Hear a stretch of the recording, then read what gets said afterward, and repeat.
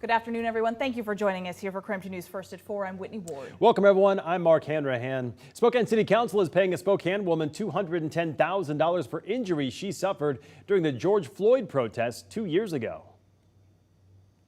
When do we want justice? So it was on May 31st, 2020 that thousands of people flooded downtown Spokane streets to protest a police officer killing George Floyd in Minneapolis. That protest started peacefully at Riverfront Park, but by about 6:30 that evening, a smaller group then broke off and there was a clash between that group and police. Some people smashed business windows, including the Nike store that was looted. Vandalism and looting continued.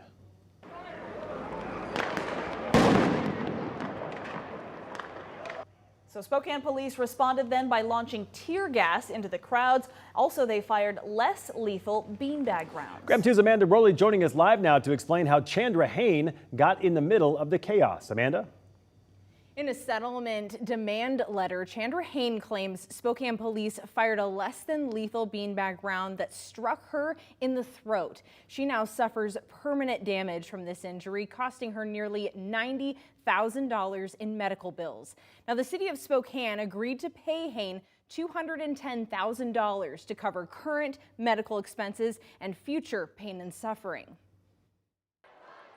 The protest immediately following the death of George Floyd in downtown Spokane started out peaceful. Do we want justice? When do we want justice? But by the evening of May 31st, 2020, it evolved into chaos, led by a smaller group that broke away from initial protesters. Looting and vandalism prompted Spokane police and the Spokane County Sheriff's deputies to engage and clear the crowd. Police used tear gas and less than lethal beanbag rounds on those who would not leave the area. Chandra Hain got caught up in the midst of this while standing by her car in a nearby parking lot. Her attorneys say while police were in the area, a curfew wasn't in place yet and she wasn't violating any laws. Then, several blocks away from her, police ordered people to disperse after damaging property. Attorneys claim that since Hain was so far away, she could not have been involved or appear to be involved in these activities. But police began firing beanbag rounds at people in the area, and one round struck Hain in the throat. She was treated at Multicare Deaconess Hospital. Doctors determined she needed surgery on her jaw and neck. Attorneys say Hain now suffers permanent physical damage. To this day, she is numb across her lower lip, chin, and throat. She can no longer close the left side of her mouth. Her voice never fully recovered and is permanently hoarse. Scars from Hain's injuries make it difficult for her to wash, apply lotion, or makeup. She now owes nearly $90,000 in medical expenses. Attorneys said they would settle with a payment of just over $1 million with the city of Spokane to cover current and future medical expenses. In the end, both parties agreed to a $210,000 settlement, which council approved at its Monday meeting. Now, we requested an interview with Hain to hear her account of what happened that night, but right now she is not yet comfortable with speaking publicly. Now, I did confirm with her attorneys and the city of Spokane that at this time there are no other lawsuits or claims stemming from the protest. Amanda Rowley, KREM 2 News. All right, Amanda, thank you. And taking a look at our other top stories at this hour, Coeur d'Alene police is asking for your help in identifying a burglary suspect. So take a look at your screen. This is the man police say may have broken in a window of a local business and stolen several collectible cards and a laptop from a gaming store near West Sunset Avenue. He's described as 6 feet tall, wearing a dark hooded sweatshirt, gloves, blue jeans, and gray or white shoes. That was at the time of the crime. He was also seen driving a small white Chevy pickup truck. So if you have any information about who that man is, you're asked to please contact the Coeur d'Alene Police Department. You can refer to the case number, which is at the bottom of your screen. You can call that number also at the bottom. In our other top stories tonight, a Pend Oreille man has been missing since May 20th. 33-year-old Travis Coy was last seen at a residence in Newport, Washington. He's described as 6 feet tall, a white man with blue eyes and a shaved head. So he has multiple tattoos, most notably a large iron cross on his neck. You can see it there. If you have any information about his location or where to find him, please call the Pend Oreille County Sheriff's Dispatch Center. That number also there at the bottom of your screen, 509-447-3151. And take a look at this picture as well. The Orofino police are asking for your help once again to locate this woman who is missing. 36-year-old Candy Chandler was reported missing last Thursday. Her father told officers she may be with her ex-boyfriend, 42-year-old Jeremy Anderson. So take a look at these pictures. If you have any information about where these two are, please call police at 208-476-5551. That number is right there at the bottom of your screen as well.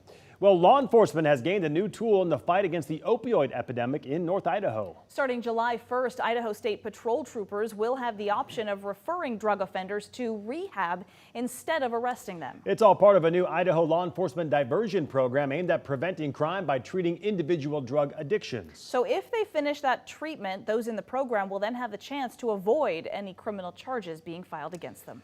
All right, let's take a quick break from the headlines to talk weather. It was kind of a filtered sunshine kind of day, but still warm out there. Temperatures once again in the 70s. It's kind of deceiving out there because it doesn't look like it should be that warm. Our chief meteorologist, Jeremy Legou, is standing by outside, kind of enjoying things as we get a little closer to our weekend, too. Hi, Jeremy. Oh, hello, guys. And I am really enjoying things out here. And I'll show you why here in just a second. But right now, we are on the warm side, all the way up near 70 here in Spokane. It is a bit cloudy, but believe it or not, it still feels rather warm across much of the inland northwest. That is thanks to a steady stream of moisture. Earlier, I called this a January-like weather pattern, and that is what it is. We have a full-on atmospheric river. Now, we're not talking the cold January weather patterns, but instead, those January weather patterns that bring us the warm temperatures and rain. You know those storms, the ones we don't really like in the middle of winter? That's what this weather pattern is. So as we get these pushes of moisture, we'll continue to see showers, and they do actually become more widespread. That starts tonight, and as we work our way into the day tomorrow, it's more showers, growing a little more scattered in the afternoon, then coming back, and then it's that ebb and flow of rain each and every day as we head through the weekend. Next few hours, we'll see the rain move in. Temperatures stay near 60 overnight. In the next few days, well, they stay mild, but that rain stays in the forecast. But we do have a bit of dry weather right now, which brings me to why it is so nice outside, and that's Tom Sherry himself out here cooking, and Tom, it smells great. Yeah, I know. I'm loving this too. One of Mark Hanrahan's favorite recipes. Oh. Beer bath brats, ladies and gentlemen. Anytime you get to bring a 40 to work, that's a good day, right? And what's all in here though, ladies and gentlemen. So what we're doing is we're just boiling up the beer bath brats. I've got some onions in here. I actually threw in a stick of butter as well. Why not? We'll take these out. We'll start grilling them up on the actual grill itself. Then we'll throw them back in. This is a perfect way for you to entertain over a weekend, especially with lots of guests. We'll have more on this coming up in a few minutes. All right, Tom. Hey, that looked like less than 40 ounces of beer in that pan. What happened to the other 20 ounces, Tom? No, it's the whole 40. Okay. Big mystery. I'll check for myself Sure. coming up here in a few minutes out there. Tom, thank you very much. All right, still ahead tonight, an investigation that's been ongoing for the past year is revealing its findings tonight. So we are taking a closer look at everything you need to know ahead of tonight's hearing on that Capitol riot. That's coming up at 4:30.